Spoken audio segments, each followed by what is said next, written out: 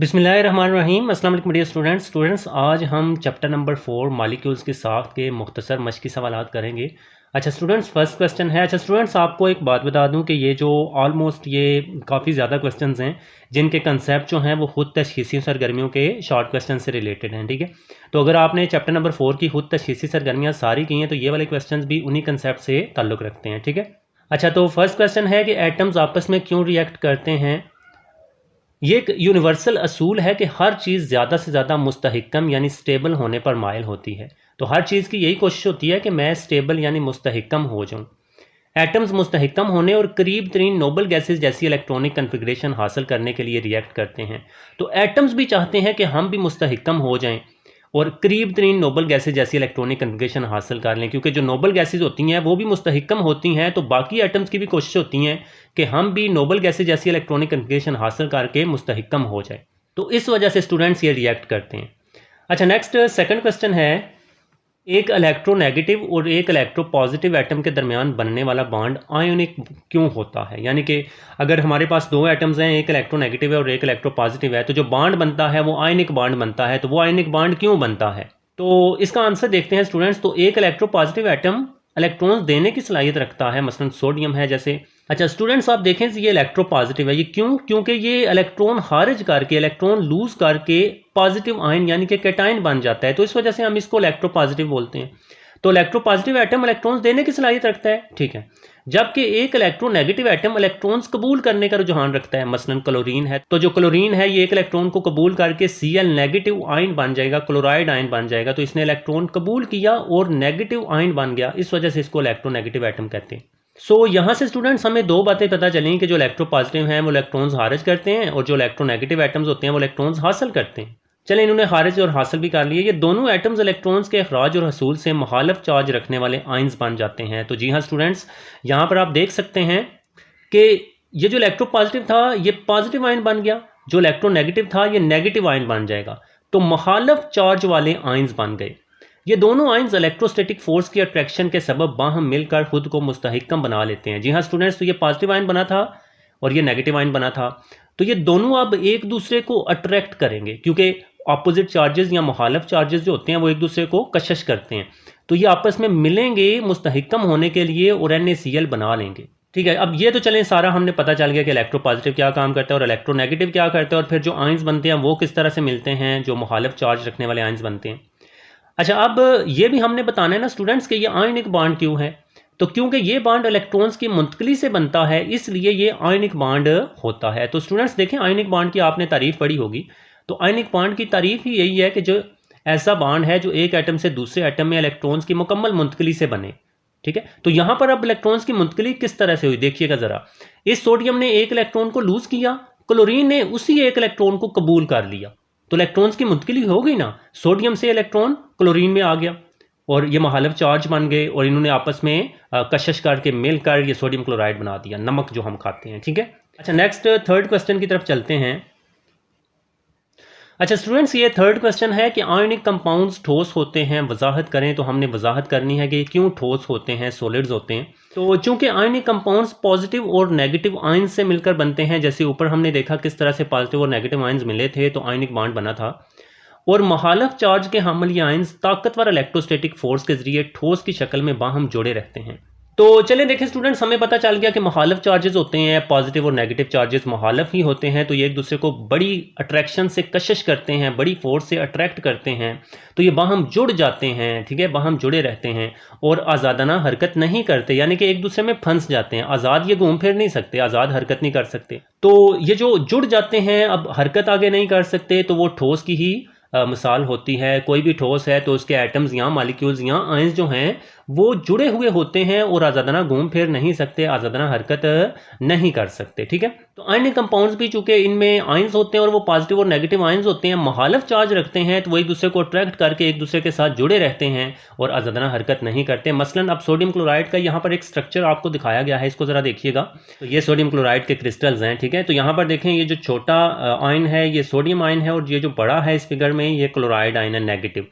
तो आप देख लें जो भी मुखालिफ चार्ज है उसने बाकी चार्ज को घेरा हुआ है। जैसे अगर आप इसकी एग्जांपल लें, ये छोटे की, ये सोडियम आयन है, ठीक है, तो इसको इन दो क्लोराइड ने घेरा हुआ है और इन दो क्लोराइड ने भी घेरा हुआ है, तो ये बीच में फंसा हुआ है। इसी तरह से बाकी भी हर एक जो है वो बाहम जुड़ा हुआ है, फंसा हुआ है बीच में, आज़ाद ये हरकत नहीं कर सकते इधर उधर, ये एक जगह पर जमा हुआ है और ठोस में ही ऐसा होता है, ठीक है। सोडियम क्लोराइड के क्रिस्टल्स में सोडियम आयन और क्लोराइड आयन की तरतीब इस तरह से होती है स्टूडेंट्स। तो देख लें ये बाहम जुड़े हुए हैं, आज़ाद हरकत नहीं कर सकते, तो इस वजह से ये ठोस होते हैं, क्योंकि ये अपोजिट चार्जेस होते हैं और वो एक दूसरे को कशिश करते हैं। अच्छा जी, तो स्टूडेंट्स नेक्स्ट फोर्थ क्वेश्चन है कि ज़्यादा इलेक्ट्रोनेगेटिव एलिमेंट्स आपस में बॉन्ड बना सकते हैं। वजाहत करनी है हमने कि जिनकी इलेक्ट्रोनेगेटिविटी ज़्यादा होती है वो क्यों बॉन्ड बना सकते हैं, ठीक है। यानी कि जो ज़्यादा इलेक्ट्रोनेगेटिव होते हैं, यानी कि जो इलेक्ट्रॉन्स हासिल करने का रुझान रखते हैं, वो क्यों बॉन्ड बना सकते हैं, हमने वजाहत करनी है। तो जी हाँ, ज़्यादा इलेक्ट्रोनेगेटिव एलिमेंट्स आपस में बॉन्ड बना सकते हैं, ये तो चले हमें उन्होंने बता दिया था। आगे हमने रीज़न बतानी है कि ज़्यादा इलेक्ट्रोनेगेटिव एलिमेंट्स इलेक्ट्रॉन्स खारिज करने का बहुत कम रुझान रखते हैं, क्योंकि इलेक्ट्रॉन्स हासिल करने का रुझान रखते हैं, इलेक्ट्रॉन्स खारिज करने का रुझान नहीं रखते। जब दो इलेक्ट्रोनेगेटिव एलिमेंट्स एक दूसरे के करीब आते हैं तो वो इलेक्ट्रॉन्स शेयर करके कोवेलेंट बॉन्ड बनाते हैं। जी हाँ, तो इलेक्ट्रॉन्स खारिज तो ये कर नहीं सकते, ठीक है, तो जब इलेक्ट्रॉन खारिज नहीं करेंगे तो फिर शेयर ही करेंगे, ठीक है। अच्छा, शेयरिंग किसको बोलते हैं स्टूडेंट्स? जिन बच्चों ने तो खुद तशखीसी सरगर्मियां की हुई हैं इस चैप्टर की, उनको तो समझ आ जाएगी, तो बाकी आप यहाँ से समझ लें। देखें यहाँ पर अब क्लोरीन की एग्जाम्पल मैं आपको बताता हूँ। क्लोरीन के बैरूनी शेल में ना 7 इलेक्ट्रॉन्स होते हैं, इसके बैरूनी शेल में भी 7 ही होंगे, ठीक है। तो इन्होंने 8 करने हैं, क्योंकि ऑक्टेट रूल पर अमल करना है। अगर 8 इलेक्ट्रॉन्स हो जाएं तो वो मुस्तहिकम हो जाता है, ठीक है। तो इसको चाहिए 1 इलेक्ट्रॉन, इसको भी चाहिए 1 इलेक्ट्रॉन। तो जब ये दोनों क्लोरीन एटम्स एक दूसरे के करीब आते हैं तो 1 इलेक्ट्रॉन ये शेयर करते हैं और 1 इलेक्ट्रॉन ये शेयर करते हैं और दरमियान में रख लेते हैं आपने, ठीक है। अब हो क्या रहा है कि ये जो दोनों है ना, ये वाले जो शेयर हुए हैं, ये समझ रहे हैं कि ये 2 मेरे हैं, तो टोटल इसको मिलाकर ना 8 हो जाएंगे, ठीक है। तो ये समझ रहे हैं कि ये 8 मेरे हैं। अब ये जो क्लोरीन का एटम है ये समझ रहे हैं कि ये भी मेरा है, यानी कि ये शेयर जो इलेक्ट्रॉन्स हुए हैं ये मेरे हैं। तो शेयर का मतलब स्टूडेंट्स क्या होता है? मुश्तरिक रख लेना, साझा रख लेना, ठीक है।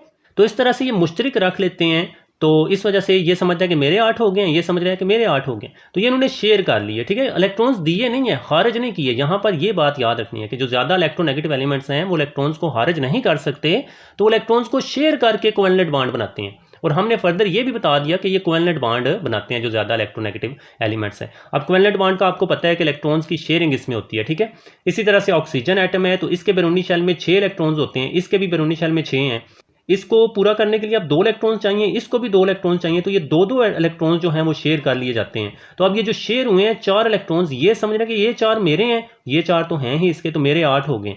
और ये जो शेयर हुए हैं ना 4, ये समझ रहे हैं कि ये मेरे हैं और ये इसके अपने भी 4 हैं, तो इसके भी आप ये समझ रहे हैं कि मेरे 8 हो गए हैं, ठीक है। तो इन्होंने भी ये मुश्तरिक रख लिए हैं, तो यहाँ पर ये डबल बॉन्ड बन जाएगा, ठीक है। तो जो एक इलेक्ट्रॉन का पेयर होता है वो सिंगल बॉन्ड होता है, जैसे ये एक सिंगल, ये दूसरा सिंगल, तो टोटल डबल बॉन्ड हो गए। और इन्होंने एक इलेक्ट्रॉन ही शेयर किया था, तो इसका ये एक ही सिंगल बनेगा, तो ये Cl2 मॉलिक्यूल बन जाएगा और इधर ऑक्सीजन का मॉलिक्यूल बन जाएगा, ठीक है। अच्छा, 5th क्वेश्चन जो है ये काफ़ी इंपॉर्टेंट है कि मेटल्स यानी कि जो धातें होती हैं ये इलेक्ट्रिसिटी के अच्छे कंडक्टर होते हैं, क्यों? यानी कि इनमें से बिजली क्यों गुजर सकती है, कंडक्टर उसी को बोलते हैं और इलेक्ट्रिसिटी हम बिजली को बोलते हैं। तो मेटल्स में अब ये तो स्टूडेंट्स आपको पता है ना कि ये जो तारें होती हैं ये कॉपर वगैरह की हम बनाते हैं, इनमें से बिजली गुजर जाती है। अब क्यों गुजरती है हमने वजह बतानी है, क्यों कंडक्टर है। तो मेटल्स में एटम्स के दरमियान खाली जगहों में मोबाइल इलेक्ट्रॉन्स आज़ादाना घूमते फिरते हैं। तो जी हाँ स्टूडेंट्स, आपने याद रखना है कि मेटल्स में जो एटम्स होते हैं उनके दरमियान खाली जगहों में फ्री इलेक्ट्रॉन्स या मोबाइल इलेक्ट्रॉन्स होते हैं। अब मोबाइल का मतलब क्या होता है? गर्दश करने वाले, ठीक है, यानी कि मुसलसल हरकत करते रहते हैं। ये मोबाइल और फ्री इलेक्ट्रॉन्स रखने की वजह से ठोस या माया हालत में इलेक्ट्रिसिटी की बहुत अच्छी कंडक्टर होती हैं। तो इन्हीं मोबाइल या फ्री इलेक्ट्रॉन्स की वजह से इनमें से बिजली गुजर सकती है, तो ये इलेक्ट्रिसिटी के अच्छे कंडक्टर होती हैं। जो मेटल्स होती हैं ये बहुत अच्छी कंडक्टर होती हैं। तो जस्ट इसका सिंपल है कि मोबाइल या फ्री इलेक्ट्रॉन्स रखने की वजह से ये अच्छे कंडक्टर होते हैं, ठीक है। अच्छा, नेक्स्ट जो छठा क्वेश्चन है ये है कि आयनिक कंपाउंड सोल्यूशन या पिघली हुई शक्ल में इलेक्ट्रिसिटी के कंडक्टर होते हैं, क्यों? हमने वजह बतानी है, ठीक है। उन्होंने बता तो आपको दिया कि सोल्यूशन या पिघली हुई हालत में ये इलेक्ट्रिसिटी के कंडक्टर होते हैं। अब क्यों होते हैं हमने बताना है। अब ठोस हालत में आयनिक कंपाउंड्स में आयंस मजबूती से जुड़े होते हैं। ये तो हमने पीछे क्रिस्टल्स की जो शक्ल देखी उसमें भी आपको बताया कि आयंस मजबूती से जुड़े हुए हैं ठोस शक्ल में, ठीक है। लेकिन जब इन्हें पिघलाया जाता है या इनका किसी सॉल्वेंट में सोल्यूशन बनाया जाता है तो ये आयंस आज़ाद हो जाते हैं। तो पिछला स्ट्रक्चर जो आपको बताया है वो बरकरार नहीं रहेगा, आयंस आज़ादाना गर्दश करेंगे, ढीले हो जाएंगे, लूज हो जाएंगे, ठीक है। तो वो आज़ादाना गर्दश करेंगे। तो बस इन आज़ाद आयंस की वजह से ये सोल्यूशन या पिघली हुई हालत में इलेक्ट्रिसिटी के अच्छे कंडक्टर होते हैं। अब स्टूडेंट्स देखें तो इसमें क्या है, आपने यही बताना है कि सोल्यूशन या पिघली हुई हालत में जो आयनिक कंपाउंड्स हैं उनके जो आयंस हैं वो आज़ाद हो जाते हैं और आज़ाद आयंस की वजह से करंट जो है वो गुजर सकता है। ठीक है, अब ऊपर वाले क्वेश्चन में देखें तो उसमें हमने मेटल्स का देखा कि जो मेटल्स हैं उनमें फ्री इलेक्ट्रॉन्स होते हैं, मोबाइल इलेक्ट्रॉन्स होते हैं, उनकी वजह से बिजली गुजर सकती है। जबकि आयनिक कंपाउंड जब सोल्यूशन या पिघली हुई शक्ल में होंगे तो इनमें आज़ाद आयंस होंगे, आज़ाद आयंस आ जाते हैं, उन आज़ाद आयंस की वजह से ये इलेक्ट्रिसिटी के अच्छे कंडक्टर बन जाते हैं। अच्छा, नेक्स्ट 7वां क्वेश्चन है स्टूडेंट्स, बिल्कुल इजी सा ये क्वेश्चन है कि नाइट्रोजन के मॉलिक्यूल में किस किस्म का कोवैलेंट बॉन्ड बनता है। तो स्टूडेंट्स नाइट्रोजन के मॉलिक्यूल में ट्रिपल कोवैलेंट बॉन्ड बनता है। अब इसकी रीज़न भी थोड़ी आपको बता दूं, नाइट्रोजन के बैरूनी शेल में 5 इलेक्ट्रॉन्स होते हैं, इसके भी 5 होंगे, जाहिर सी बात है, ये भी नाइट्रोजन ही है। अब इनको 3 चाहिए ना, इसको भी 3 चाहिए, 8 कर लें तो एक ये देगा, तो 3 इलेक्ट्रॉन्स ये शेयर कर लेंगे, 3 इलेक्ट्रॉन्स इन्होंने शेयर कर लिए। ठीक है, अब ज़रा यहाँ पर मैं आपको बताता हूँ, इसको ज़रा वक्ती तौर पर भूल जाएं। ये नाइट्रोजन जो है ना, ये समझ रहे हैं कि ये सारे इलेक्ट्रॉन्स मेरे हैं, जो शेयर उसने किए हैं और जो मैंने किए हैं वो भी मेरे हैं और ये 2 मेरे हैं, तो इसके पूरे 8 हो गए। ठीक है, अब ये जो है ये समझ रहा है कि ये सारे मेरे हैं, सॉरी ये सारे मेरे हैं। ठीक है, तो 6 ये हो गए, 2 ये 8 हो गए, तो ये भी खुश हो जाएगा और ये भी खुश हो गया। शेयर करना यानी कि मुश्तरिक रख लेना। ठीक है, दोनों समझते हैं कि मेरे हैं, तो दोनों के अपने लिहाज से जो ऑक्टेट हैं वो मुकम्मल हो जाते हैं। ठीक है, तो 3 इलेक्ट्रॉन शेयर होते हैं नाइट्रोजन में, तो इस वजह से ट्रिपल कोवैलेंट बॉन्ड बन जाता है, क्योंकि इसके बैरूनी शेल में 5 इलेक्ट्रॉन्स होते हैं, तो ऑक्टेट मुकम्मल करने के लिए इनको 3 इलेक्ट्रॉन्स चाहिए होते हैं, इस वजह से ये 3 इलेक्ट्रॉन्स शेयर कर लेते हैं, तो ट्रिपल कोवैलेंट बॉन्ड बन जाता है नाइट्रोजन मॉलिक्यूल में। ठीक है, अच्छा, तो नेक्स्ट 8वां क्वेश्चन है स्टूडेंट्स के इलेक्ट्रॉन्स के लोन पेयर और बॉन्ड पेयर में फ़र्क बयान करना है हमने। तो इलेक्ट्रॉन्स का वो पेयर जो बॉन्ड बनाने में हिस्सा नहीं लेता लोन पेयर कहलाता है। अच्छा, लोन का मतलब क्या होता है? अकेला। ठीक है, लोन का मतलब क्या होता है स्टूडेंट्स? अकेला, यानी कि ये बॉन्ड बनाने में हिस्सा नहीं लेता। जबकि इलेक्ट्रॉन्स का वो पेयर जो केमिकल बॉन्ड बनाने में हिस्सा लेता है बॉन्ड पेयर कहलाता है, और इलेक्ट्रॉन्स का वो जोड़ा जो केमिकल बॉन्ड बनाने में हिस्सा लेता है उसे हम बॉन्ड पेयर कहते हैं। ये भी इसके नाम से आपको पता चल जाएगा। लोन का मतलब अकेला है, यानी कि ये बॉन्ड में हिस्सा नहीं लेता, ऐसा जोड़ा या ऐसा पेयर जो बॉन्ड बनाने में हिस्सा नहीं लेता, और बॉन्ड पेयर यानी कि जो बॉन्ड बनाने में हिस्सा लेते हैं उसे हम बॉन्ड पेयर कहते हैं। मसलन अमोनिया है NH3, इसके मालिक्यूल में मदरजा झैल लोन पेयर्स और बॉन्ड पेयर्स हैं, तो ये एग्जाम्पल भी आप बता दें। ठीक है, तो और फ़र्क वाज़िया हो जाएगा। अब यहाँ पर देखें, ये नाइट्रोजन है, नाइट्रोजन के बैरूनी शेल में जिस तरह से बताया कि 5 इलेक्ट्रॉन्स होते हैं, ये 5 आपको डॉट नज़र आ रहे हैं। हाइड्रोजन के बैरूनी शेल में सिर्फ 1 इलेक्ट्रॉन होता है, तो हाइड्रोजन तो 1 इलेक्ट्रॉन शेयर करेगा और नाइट्रोजन भी 1 इनसे शेयर कर लेगा। ठीक है, तो ये वाले तो हो गए शेयर, ये जोड़ा शेयर हो गया, ये भी जोड़ा शेयर है, ये शेयर है। ठीक है जी, तो ये बॉन्ड पेयर्स हैं, क्योंकि ये बॉन्ड बना रहे हैं, यहाँ पर ये सिंगल बॉन्ड बन जाएगा। ठीक है, आप यहाँ पर ऐसे एक लाइन भी मैं आपको लगाकर बता देता हूँ, तो ये सिंगल बॉन्ड यहाँ पर बन जाएगा, तो ये तो बॉन्ड में फंस गए ना, ये जो जोड़े हैं इलेक्ट्रॉन्स के ये बॉन्ड में फंस गए, तो ये बॉन्ड पेयर्स हैं। और ये देखें एक जोड़ा इधर नाइट्रोजन के एटम के साथ यहाँ पर बचा हुआ है। ठीक है, ये लोन पेयर होता है, क्योंकि ये बॉन्ड बनाने में हिस्सा नहीं ले रहा, बस फालतू साइड पर पड़ा हुआ है। ठीक है, इसने किसी और एटम के साथ इधर बॉन्ड नहीं बनाया। सो ये आप स्ट्रक्चर बताकर मजीद अच्छा एक्सप्लेन कर सकते हैं। ठीक है, अच्छा, नेक्स्ट 9वां क्वेश्चन है, कोवैलेंट बॉन्ड बनने के लिए दरकार कम से कम 2 ज़रूरी शराइत बयान करनी है हमने। तो स्टूडेंट्स आपने बात याद रखनी है कि 2 एटम्स जो आपस में मिल रहे हैं वो कब कोवैलेंट बॉन्ड बनाएंगे, तो दोनों एलिमेंट्स की आयनाइजेशन एनर्जी ज़्यादा होनी चाहिए। तो सबसे पहले ये पहली शर्त है कि दोनों एलिमेंट्स के आयनाइजेशन एनर्जी का ज़्यादा होना ज़रूरी है। आयनाइजेशन एनर्जी ज़्यादा होगी तो वो इलेक्ट्रॉन लूज़ नहीं करेंगे। ठीक है, इलेक्ट्रॉन फिर शेयर कर लेंगे ना, अगर लूज़ कर देंगे तो फिर तो वो आयंस बन जाएंगे और फिर वो आयनिक बॉन्ड हो जाएगा। ठीक है, तो आयनाइजेशन एनर्जी ज़्यादा होनी चाहिए ताकि वो इलेक्ट्रॉन्स लूज़ ना करें, हार्ज ना करें, और उनकी इलेक्ट्रोनेगेटिविटी का करीब या बराबर होना, और जो 2 एटम्स या एलिमेंट्स आपस में रिएक्ट कर रहे हैं उनकी जो इलेक्ट्रोनेगेटिविटी है वो तकरीबन एक जैसी होनी चाहिए या बिल्कुल बराबर होनी चाहिए, करीब करीब हो या बराबर हो। ठीक है, तो उनमें फ़र्क जो है वो इतना ज़्यादा नहीं होना चाहिए, तो तब वो कोवैलेंट बॉन्ड बनाएंगे। अच्छा, नेक्स्ट 10th क्वेश्चन स्टूडेंट्स, बहुत ही इंपॉर्टेंट क्वेश्चन है ये। अच्छा, 10th क्वेश्चन है स्टूडेंट्स कि HCl के अंदर डाइपोल फोर्सेज क्यों पाई जाती हैं, हमने वजह बतानी है। ठीक है, तो HCl में क्लोरीन की इलेक्ट्रोनेगेटिविटी ज़्यादा होती है। ठीक है, तो क्लोरीन जो है इसकी इलेक्ट्रोनेगेटिविटी ज़्यादा है, इसी वजह से इलेक्ट्रॉन्स का इश्तराक शुदा जोड़ा क्लोरीन की तरफ ज़्यादा झुकाव रखता है। तो स्टूडेंट्स आप ये देखें, ये इलेक्ट्रॉन का जोड़ा शेयर हुआ है, ये जो डॉट है ये इलेक्ट्रॉन हाइड्रोजन ने दिया और ये जो क्रॉस वाला इलेक्ट्रॉन है ये क्लोरीन ने दिया। ठीक है, वैसे ना ये इलेक्ट्रॉन्स होते ऐसे नहीं है शक्लें वगैरह इनकी, तो जस्ट आपको समझाने के लिए ये तरीका अपनाया जाता है कि ये क्लोरीन का है और ये डॉट हाइड्रोजन का है। तो ये इलेक्ट्रॉन्स का जोड़ा आपको नज़र आ रहा है, ये किसकी तरफ ज़्यादा आया हुआ है? तो क्लोरीन की तरफ ये ज़्यादा है, बिल्कुल सेंटर में नहीं है ये, तो क्लोरीन की तरफ ज़्यादा झुका हुआ है। क्यों? क्योंकि क्लोरीन ज़्यादा इलेक्ट्रोनेगेटिव एलिमेंट है। क्लोरीन पर पार्शियल नेगेटिव और हाइड्रोजन पर पार्शियल पॉजिटिव चार्ज पैदा हो जाता है। अब यहाँ से स्टूडेंट्स कंसेप्ट सीखिएगा, बहुत इंपॉर्टेंट कंसेप्ट है कि इलेक्ट्रॉन का जोड़ा जिसकी तरफ झुक जाता है उस पर पार्शियल नेगेटिव चार्ज आ जाता है, और जिससे दूर चला जाता है उस पर पार्शियल पॉजिटिव चार्ज आ जाता है। क्योंकि इलेक्ट्रॉन्स पर नेगेटिव चार्ज होता है ना, तो इस वजह से ये जिसकी तरफ जाएंगे उसको नेगेटिव करेंगे और जिससे दूर जाएंगे उसको पार्शियल पॉजिटिव कर देंगे। ठीक है, इसके नतीजे में मुत्सिल मालिक्यूल्स यानी कि जुड़े हुए मालिक्यूल्स, तो जो मुत्सिल मालिक्यूल्स होते हैं वो जुड़े हुए मालिक्यूल्स होते हैं, इनके मुखालिफ चार्ज बरदार हिस्सों के दरमियान अट्रैक्शन की एक फोर्स पैदा होती है। तो चलें देखें, ये मैंने 3 मालिक्यूल्स यहाँ पर ड्रा किए हुए हैं। ठीक है, तो ये एक मालिक्यूल है, इसका मुत्सिल या इससे जुड़ा हुआ ये है, और इससे मुत्सिल या इससे जुड़ा हुआ ये है। अब इनके मुखालिफ जो चार्ज बरदार हिस्से हैं, ये पार्शियल नेगेटिव और ये पार्शियल पॉजिटिव, ये भी आपस में, क्योंकि हमें पता है कि पार्शियल नेगेटिव और पार्शियल पॉजिटिव एक दूसरे को कशिश करेंगे, ये अपोजिट चार्ज हैं, ये मुखालिफ चार्ज हैं, तो ये सिरा इस मालिक्यूल का इस मालिक्यूल के सिरे को अपनी तरफ खींचेगा, और इसी तरह से इसका ये सिरा इस मालिक्यूल के सिरे को अपनी तरफ खींचेगा। तो इनमें ये कमज़ोर फोर्सेस पैदा हो जाती हैं, और इन्हीं फोर्सेस को हम डायपोल फोर्सेस कहते हैं स्टूडेंट्स। तो यही डायपोल फोर्सेस कहलाती हैं।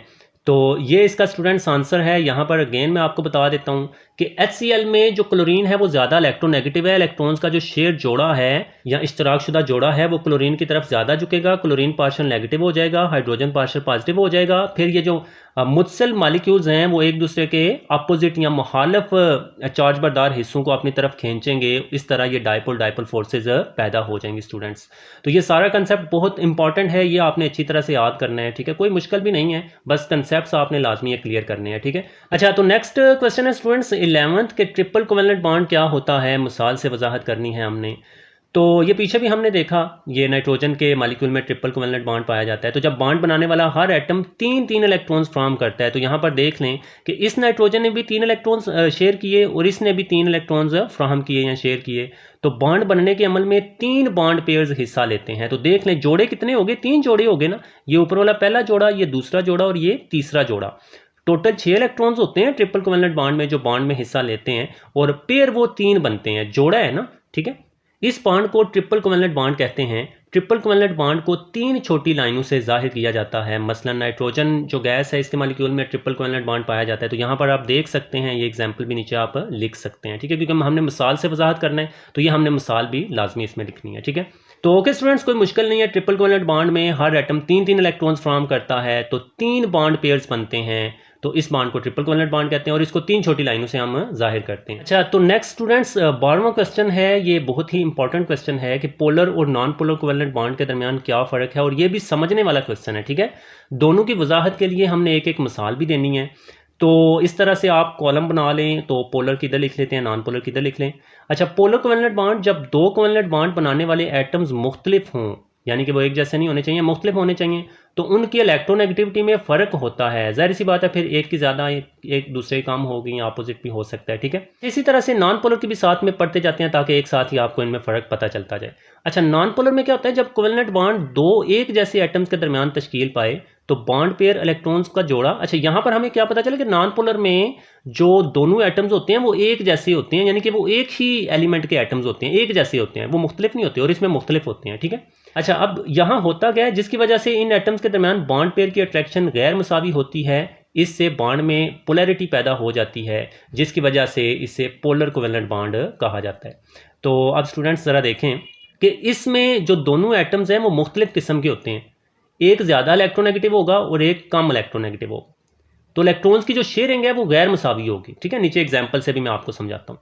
अच्छा, इधर देखते हैं, तो ये तो दोनों atoms non polar covalent bond में एक जैसे होते हैं। बॉन्ड पेयर इलेक्ट्रॉन्स का जोड़ा है वो दोनों एटम्स की जानब यकसा तौर पर अट्रैक्ट होता है, क्योंकि एक जैसे हैं ना, तो दोनों की ताकत एक जितनी होगी, जिससे इलेक्ट्रॉन पेयर की शेयरिंग मुसावी होती है, यानी कि बिल्कुल दरमियान में होती है।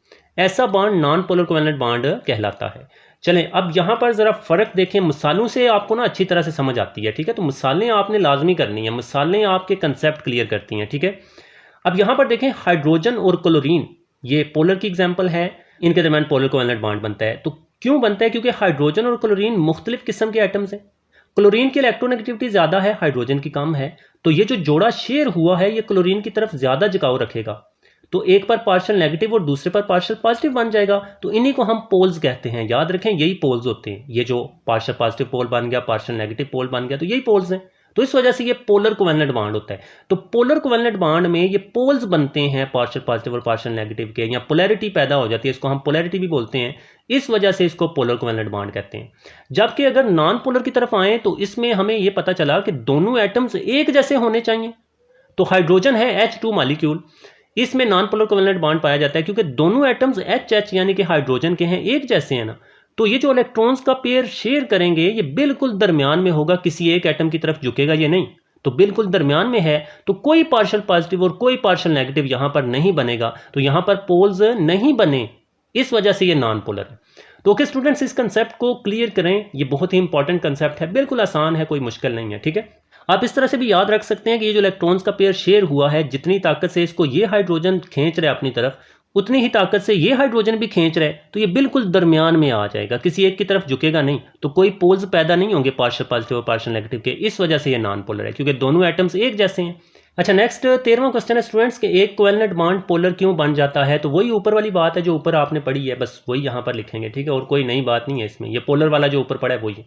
जब दो कोवेलेंट बॉन्ड बनाने वाले एटम्स मुख्तलिफ हों तो उनकी इलेक्ट्रोनेगेटिविटी में फ़र्क होता है। ज़ाहिर सी बात है, जैसे ऊपर हमने देखा कि हाइड्रोजन और क्लोरीन जो है ये मुख्तलिफ इलेक्ट्रोनेगेटिविटी रखते हैं, तो इनमें फ़र्क है इलेक्ट्रोनेगेटिविटी का। क्लोरीन की इलेक्ट्रोनेगेटिविटी ज़्यादा है और हाइड्रोजन की कम है, जिसकी वजह से इन एटम्स के दरमियान बॉन्ड पेयर इलेक्ट्रॉन्स की शेयरिंग गैर मसावी होती है। तो देख लें ये गैर मसावी है ना, यानी कि मसावी तो तब होगी अगर ये इलेक्ट्रॉन का पेयर दरमियान में होगा। तो ये क्लोरीन की तरफ ज़्यादा झुका हुआ है, उसकी वजह क्या है, क्योंकि क्लोरीन ज़्यादा इलेक्ट्रोनेगेटिव है, तो ये गैर मसावी शेयरिंग होती है कि एक की तरफ झुक जाता है और दूसरे से दूर चला जाता है। जिस एटम की तरफ बॉन्ड पेयर इलेक्ट्रॉन्स का झुकाव होता है, यानी कि यहाँ पर क्लोरीन की तरफ है, तो इस पर पार्शियल नेगेटिव चार्ज आ जाता है, यानी कि पार्शियल नेगेटिव चार्ज आ गया क्लोरीन की तरफ। सॉरी स्टूडेंट्स, ये मैंने गलती से पॉजिटिव पहले लिख दिया था, तो यहाँ पर नेगेटिव है, ठीक है। जबकि दूसरे एटम पर पार्शियल पॉजिटिव चार्ज बन जाता है, यानी कि जिससे दूर चला जाए उस पर पार्शियल पॉजिटिव बन गया। अच्छा, इस पोलैरिटी की वजह से कोवेलेंट बॉन्ड पोलर बन जाता है। तो इसी पोलैरिटी की वजह से जो पोलैरिटी या पोल्स बन जाते हैं पार्शियल पॉजिटिव और पार्शियल नेगेटिव के, तो इसी वजह से ये पोलर बॉन्ड बन जाता है, या ये जो कोवेलेंट बॉन्ड है ये पोलर होता है। तो पोलर का मतलब क्या है कि ये जो चार्ज वाले हिस्से हैं ये बन जाते हैं इन पर, पार्शियल पॉजिटिव और पार्शियल नेगेटिव, ठीक है। अच्छा, नेक्स्ट 14वां क्वेश्चन है कि इलेक्ट्रोनेगेटिविटी और पोलैरिटी में क्या ताल्लुक है, ठीक है। तो पोलैरिटी का इन्हिसार बॉन्ड बनाने वाले दो एटम्स की इलेक्ट्रोनेगेटिविटी के फ़र्क पर होता है। तो यहाँ पीछे हमने देखा ये फ़र्क जितना ज़्यादा होगा बॉन्ड की पोलैरिटी भी उतनी ही ज़्यादा होगी, ठीक है, और जितना ये फ़र्क कम होगा पोलैरिटी भी उतनी ही कम होगी। चलें, ये स्टूडेंट्स हमें पता चल गया कि अगर इलेक्ट्रोनेगेटिविटी का फ़र्क ज़्यादा होगा तो पोलैरिटी भी ज़्यादा होगी, और अगर इलेक्ट्रोनेगेटिविटी का फ़र्क कम होगा तो पोलैरिटी भी कम होगी। तो इस रिलेशन को स्टूडेंट्स हम क्या कहते हैं, उर्दू में हम तग़य्युर रास्त कहते हैं, और इंग्लिश में हम डायरेक्टली प्रोपोर्शनल कहते हैं कि अगर एक चीज़ ज़्यादा हो तो दूसरी भी उससे ज़्यादा हो जाए, और एक के कम करने से दूसरी भी कम हो जाए, तो इस रिलेशन को हम डायरेक्टली प्रोपोर्शनल कहते हैं। तो बस इलेक्ट्रोनेगेटिविटी का फ़र्क और पोलैरिटी एक दूसरे के डायरेक्टली प्रोपोर्शनल हैं। अच्छा, तो स्टूडेंट्स नेक्स्ट क्वेश्चन है कि बर्फ़ पानी पर क्यों तैरती है। तो बर्फ़ का पानी के ऊपर तैरना हाइड्रोजन बॉन्डिंग की बदौलत है। तो हाइड्रोजन बॉन्डिंग की वजह से जो बर्फ़ है वो पानी के ऊपर तैरती है। अब क्यों, आगे थोड़ा मज़ीद डिटेल में बताते हैं कि 0 डिग्री सेल्सियस पर बर्फ़ की डेंसिटी 0.917 ग्राम पर क्यूबिक सेंटीमीटर होती है, और ये 0 डिग्री सेल्सियस पर माया पानी की डेंसिटी पूरी एक इसकी होती है 1.00 ग्राम पर क्यूबिक सेंटीमीटर की निस्बत कम है। अब 0.9 कम होता है और 1 जो है ये ज़्यादा है, ठीक है। इस वजह से बर्फ़ पानी पर तैरती है। तो स्टूडेंट्स ये एक असूल है कि जिसकी डेंसिटी कम होगी वो चीज़ तैरेगी, और जिसकी डेंसिटी ज़्यादा होगी वो डूब जाएगी। तो चूंकि बर्फ़ की डेंसिटी पानी की डेंसिटी से कम है तो बर्फ़ पानी के ऊपर तैरती है, और ये क्यों, हाइड्रोजन बॉन्डिंग की वजह से, ठीक है। जो मॉलिक्यूल्स हैं वो इस तरह से तरतीब पाते हैं कि उनका वॉल्यूम जो है बर्फ़ का वो ज़्यादा हो जाता है, ठीक है, और जब वॉल्यूम ज़्यादा होगा तो फिर डेंसिटी कम हो जाती है, ठीक है। अच्छा स्टूडेंट्स, ये आपको पता है ना, आप एक ग्लास लें, उसको फुल मुकम्मल पुर कर लें पानी से उसको बाहर लें और फ्रीज़र में रखते हैं या फ्रिज में रखते हैं। जब बर्फ़ बनेगी तो क्या होगा, ये ज़रा आपने एक्सपेरिमेंट करना है। तो आप देखेंगे कि जब बर्फ़ बनेगी तो वो जो बर्फ़ है वो ग्लास से बाहर की तरफ आई होगी, उभरी हुई होगी, ऊपर ऐसे उभर कर बाहर आ जाएगी, ठीक है। तो वो क्यों बाहर आती है, क्योंकि बर्फ़ की डेंसिटी कम होती है, यानी कि उसका वॉल्यूम ज़्यादा हो जाता है, तो बर्फ़ ज़्यादा जगह घेरती है, और जो चीज़ ज़्यादा फैल जाती है, ज़्यादा जगह घेरे, वो तैरती है। अच्छा, नेक्स्ट 16वां क्वेश्चन है कि आयनिक कंपाउंड्स की खसूसियात हमने बतानी है।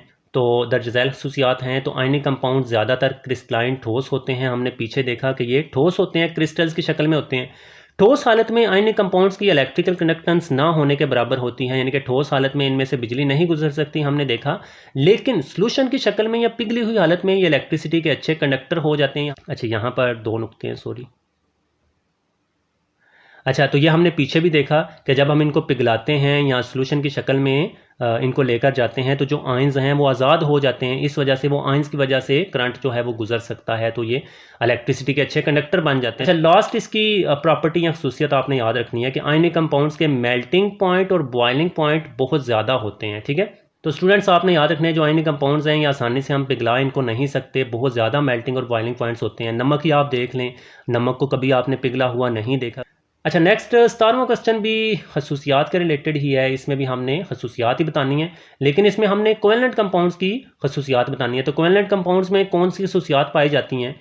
तो इनमें भी दर्ज झैल खसूसियात हैं। इनके मेल्टिंग और बॉइलिंग पॉइंट्स अमूमन कम होते हैं। सो उसका ऑलमोस्ट अपोजिट ही है कि उनके मेल्टिंग और बॉइलिंग पॉइंट्स ज़्यादा होते हैं आयनिक कंपाउंड्स के, और कोवेलेंट कंपाउंड्स के मेल्टिंग और बॉइलिंग पॉइंट्स कम होते हैं। ये आमतौर पर इलेक्ट्रिसिटी के नाकस कंडक्टर होते हैं। सो इनमें से भी इलेक्ट्रिसिटी नहीं गुजर सकती, नाकस कंडक्टर हैं। ठीक है, बहुत कम इलेक्ट्रिसिटी गुजर सकती है इनमें से। और ये अमूमन पानी में हल नहीं होते। जो कोवेलेंट कंपाउंड्स होते हैं पानी में हल नहीं होते। पानी के अलावा दीगर नॉन इक्वस सॉल्वेंट्स मसलन बेंजीन, ईथर और अल्कोहल वगैरह में हल हो जाते हैं।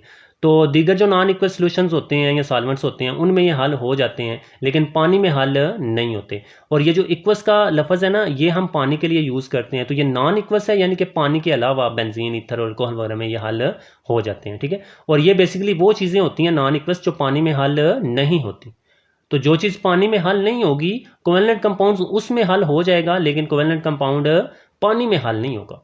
तो ओके स्टूडेंट्स, दैट्स इट। ये थे हमारे क्वेश्चंस चौथे चैप्टर के। तो आई होप आपको समझ आ गई होगी।